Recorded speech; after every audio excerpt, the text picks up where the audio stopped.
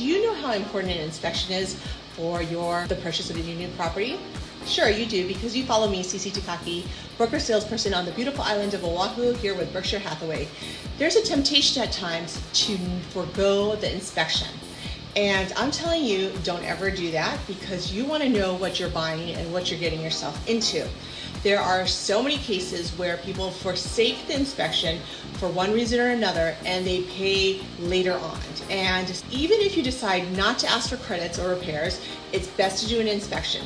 Now, an inspection will detail many things, from electrical, plumbing, appliances, and just overall look and feel of the property.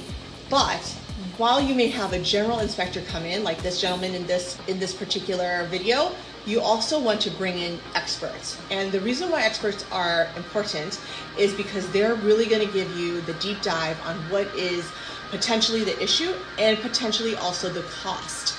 So you want to always make sure that you know the cost associated with the repair.